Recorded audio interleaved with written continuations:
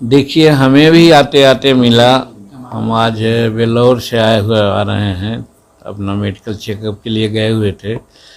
लेकिन जब चेन्नई एयरपोर्ट पर थे तो उसी समय मालूम हुआ कि माननीय मुख्यमंत्री राज्यपाल महोदय के यहाँ जा रहे हैं। तो ऐसे मुख्यमंत्री और राज्यपाल साहब के यहाँ कुछ ऐसे औपचारिक वार्ताएं होती रहती है, लेकिन ये मान करके हम लोग चल रहे थे कि 20 तारीख से लेकर 25 तारीख के बीच में हो सकता है किसी प्रकार के राजनीतिक डेवलपमेंट हो।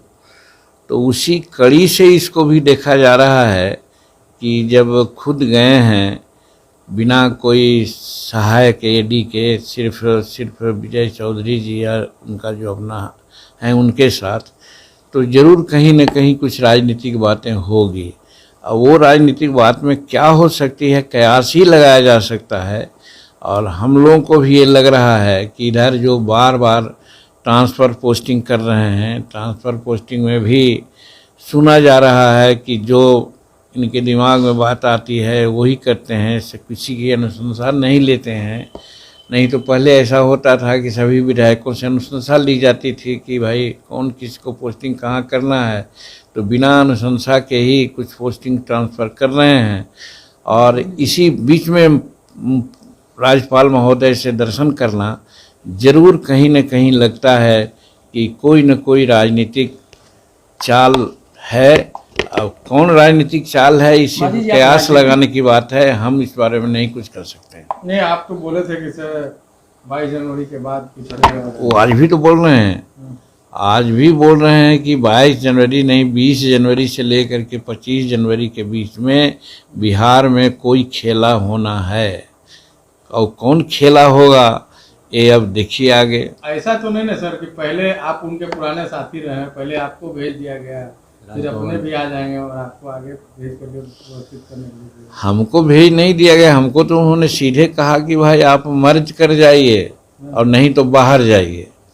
अब इसके बीच में हो सकता है उनकी कूटनीतिक चाल हो, तो इसको मैं क्या कर सकता हूँ। लेकिन ये ज़रूर मैं कहा है कि अगर भाजपा के शीर्षस्थ नेतागण नीतीश कुमार जी को अपने फोल्ड में एक्सेप्ट करते हैं, बुलाते हैं, न्योता देते हैं, तो कम से कम जीतन मांझी विरोध नहीं करेगा। तो आप उनके सहयोग में रहेंगे ना? अब फिर विरोध न करेगा तो इसका क्या मतलब? जिस तरह से लालू प्रसाद और तेजस्वी यादव मिलने गए उनसे और फिर नीतीश कुमार का राज्यपाल से मिलना, क्या लगता है कि प्रेशर पॉलिटिक्स जो है बिहार में नीतीश कुमार कर रहे हैं?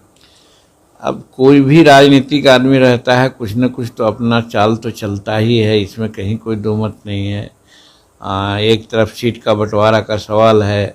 आप देख रहे हैं कि नीतीश कुमार कह रहे हैं कि जितना जल्दी हो सीट का बंटवारा हो जाए, और लालू प्रसाद जी कहते हैं कि इतनी क्या ज़रूरत है।